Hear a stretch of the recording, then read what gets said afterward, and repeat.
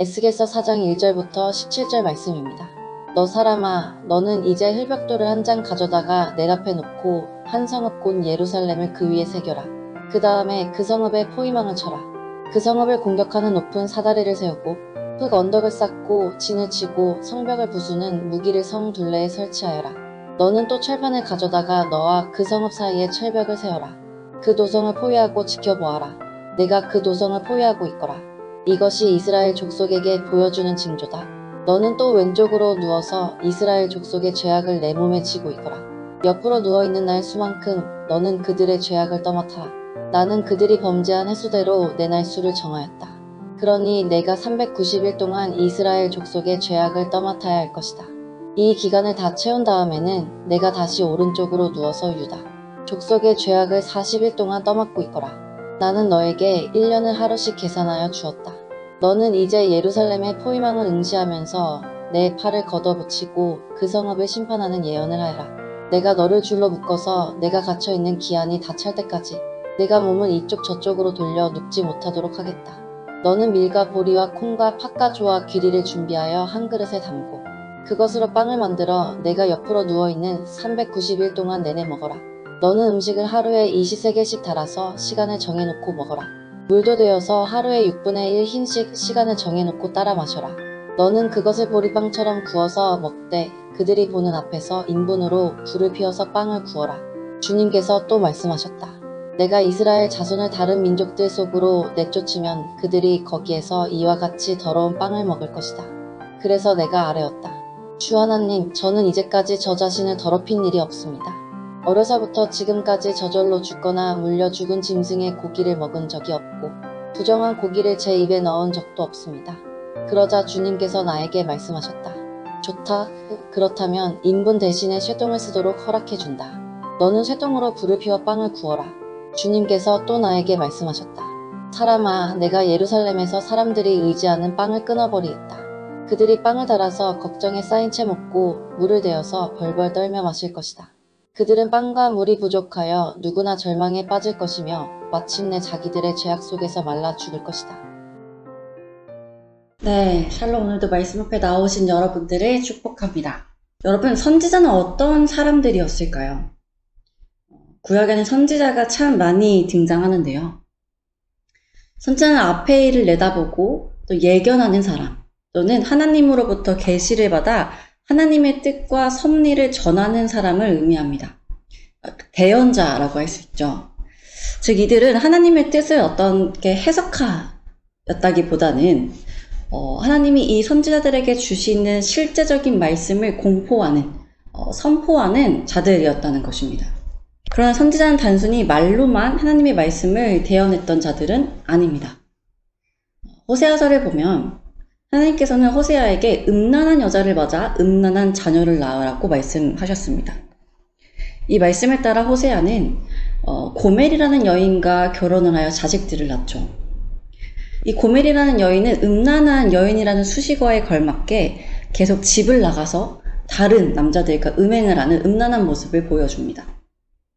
하나님께서 호세아 선지자에게 이러한 결혼을 이야기하시며 보여주신 것은 그 고멜이라는 여인이 바로 이스라엘이고 또한 우리인데, 그렇게 하나님을 떠나 다른 세상적인 것들을 사랑하며 간음하는 우리를 하나님께서는 호세아처럼 계속해서 찾으시고 사랑하신다는 것입니다. 여러분, 그러니까 선지자라는 사람들은 단순히 하나님의 말씀을 대언하는 삶만 산 것이 아니라 때로는 그들의 삶으로, 그들의 행동으로 하나님의 말씀을 나타내기도 하였다는 것입니다. 그들의 입술뿐만이 아니라 그들의 온 삶을 하나님께서는 사용하셨다는 것이죠.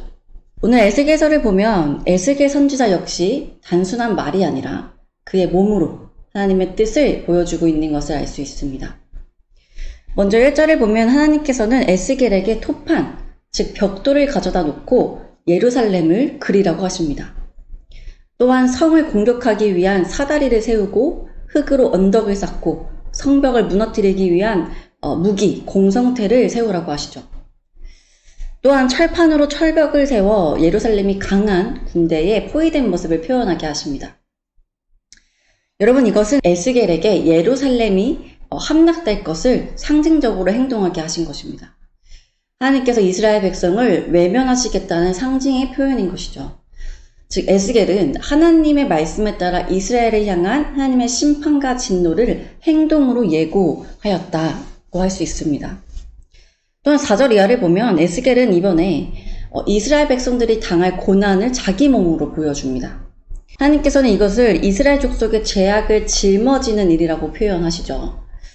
에스겔은 하나님의 말씀에 따라 5절 390일간은 왼쪽으로 40일간은 오른쪽으로 누워 북이스라엘과 남유다의 죄악을 담당해야 했습니다. 또한 8절 포로를 결박하듯 하나님께서는 에스겔을 줄로 묶으시고 이리저리 몸을 움직이지 못하게 하셨습니다. 그리고 밀과 보리, 콩과 파, 조와 기르를 가지고 떡을 만들어 먹으라 말씀하셨죠. 그런데 이 음식조차도 하루 20세겔씩 약 228g 정도만 먹을 것을 말씀하세요. 물 역시 6분의 1힐 인식, 약 0.6리터를 때를 따라 마시라 말씀하십니다. 여러분, 성인이 하루 동안 228g, 0.6리터의 물만 마시고 사는 것은 매우 부족한 음식의 양이라고 할 수 있죠. 무엇보다 보리떡을 만들어 먹되 그들의 목전에서 인분불을 피워 또 후반절에 보면 이것을 이제 소의 똥으로 대체하라 말씀하시는데 그렇게 소똥으로 불을 피워 떡을 구워 먹으라 말씀하십니다. 여러분, 음식을 먹는데 굉장히 조건이 많아요. 그리고 그 조건에 따라 굉장히 음식의 양이 또 먹는 방법이 제한되고 있음을 알 수 있습니다.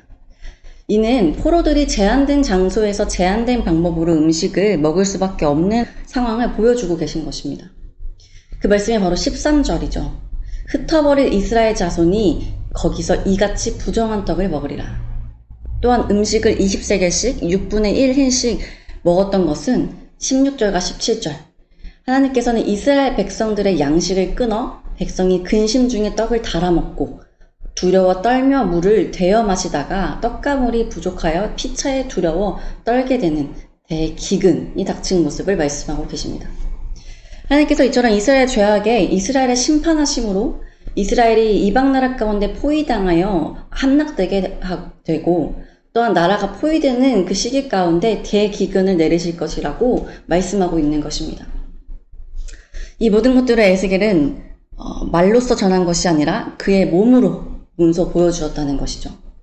그렇다 하나님께서는 왜 말로 전하시지 않고 때때로 이렇게 선지자들의 삶으로 또한 행위로 하나님의 말씀을 나타내시는 것일까요? 하나님이 행하시고자 하는 그 일은 말보다 행위로 나타낼 때 더 선명하게 느껴질 때가 있기 때문입니다. 앞서 예시로 들었던 호세아의 경우 하나님께서 그냥 호세아의 입술을 통해 하나님께서 너희를 사랑하신다.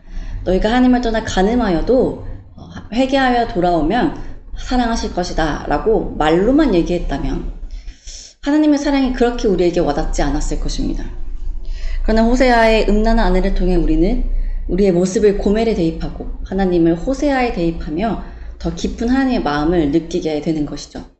에스겔 역시 하나님의 심판, 진노하심을 그저 말로만 전했다면 이스라엘은 자신들에게 닥친 위기 상황을 그렇게 실감나게 느끼지는 못했을 것입니다. 그러나 에스겔의 행위를 통해 우리도 느끼듯이 하나님께서 얼마나 지금 진노하셨고 또 그래서 이스라엘이 당하게 될 심판의 모습이 어떠한지를 우리까지도 너무나 잘 알게 되었죠. 하나님께서는 이처럼 우리에게 하나님의 마음과 뜻을 우리가 알 수 있는 방법으로 우리가 더 선명히 깨달을 수 있는 방법으로 말씀해 주시는 분이십니다. 그 가운데 선지자들은 참으로 하나님의 귀한 통로였습니다. 오늘의 말씀을 통해 우리가 기억했으면 좋겠는 두 가지 교훈은 먼저 하나님께서 때로 누군가의 행동이나 삶을 통해 우리에게 우리가 알 수 있는 방법으로 무언가를 말씀하실 때 그 뜻이 무엇인지 깨달았다면 회개하고 순종하자는 것입니다. 하나님께서 보여주시는 이유는 반드시 그렇게 하실 것이라는 경고가 아니라 돌이키라, 회개하라, 하나님의 말씀을 다시 순종하라는 것입니다. 그렇게 우리가 깨달았다면 우리는 우리의 마음을 더 완악하게 하는 것이 아니라 하나님의 말씀 앞에 엎드려 회개하고 다시 그 말씀 앞에 순종하는 자들이 되어야 합니다. 두 번째 교훈은 우리의 삶이 선지자들의 삶이 되어야 한다는 것입니다. 우리는 하나님의 뜻을 따라 살기를 원하면서도 하나님의 뜻을 우리의 삶에 잘 연결하고 싶어 하지는 않습니다. 호세아나 에스겔 선지자와 같이 하나님께서 우리의 삶을 통해 하나님의 마음을 보여주시고자 할 때 우리는 과연 순종할 수 있을까요? 그것이 이해되지 않고 나만 헌신하는 것 같고 억울하고 괴롭고 힘든 일을 하면 우리는 더욱 하나님의 말씀에 순종하지 않을 것입니다. 그러나 정말 우리가 하나님을 우리의 왕으로 고백하며 또 그 말씀에 순종하며 살겠다고 결단하였다면 하나님께서 우리의 삶에 요구하시는 그 삶의 모습을 우리는 순종해야 한다는 것입니다. 그러한 순종을 통해 우리가 하나님의 뜻을 전하는 선지자와 같은 삶을 살아간다면 그보다 더 영광된 삶의 모습이 어디 있겠습니까? 사랑하는 여러분, 오늘의 말씀을 통해 우리 순종이라는 단어를 기억해 봅시다. 다른 이들을 통해 보여주셔서 깨닫게 하시는 하나님의 말씀에 대한 순종, 또 나를 통해 하나님의 뜻을 드러내시고자 할 때 그 음성에 아멘할 수 있는 순종. 이 순종의 모습을 통해 어두운 이 시대 가운데 하나님의 위로자요, 또 소망이 되는 우리가 되기를 소망합니다. 기도합시다. 하나님, 오늘도 말씀으로 하루를 시작하게 하시니 감사드립니다. 하나님, 오늘 에스겔서를 통해 에스겔의 온 삶으로 하나님의 뜻을 드러내시는 말씀을 보았습니다. 하나님, 먼저는 에스겔과 같은 사람들을 통해 우리에게 하나님의 뜻을 말씀하실 때 우리가 깨달을 수 있는 지혜와 또 그 말씀 앞에 회개할 수 있는 겸손함을 허락하여 주시고, 또한 다시 돌이켜 하나님의 말씀에 순종하며 살 수 있는 우리가 되게 하여 주옵소서. 뿐만 아니라 우리의 삶을 통해 하나님의 뜻을 나타내시고자 할 때 여러 핑계와 이유들로 하나님의 말씀을 거부하는 자들이 아니라 순종함으로 기꺼이 우리의 삶을 통해 하나님의 뜻이 드러나는 영광된 삶을 살기 원합니다. 감사합니다. 오늘에도 말씀의 은혜를 허락하신 하나님께 다시 한번 모든 영광 올려드리며 우리를 사랑하시는 예수 그리스도의 이름으로 기도드립니다. 아멘.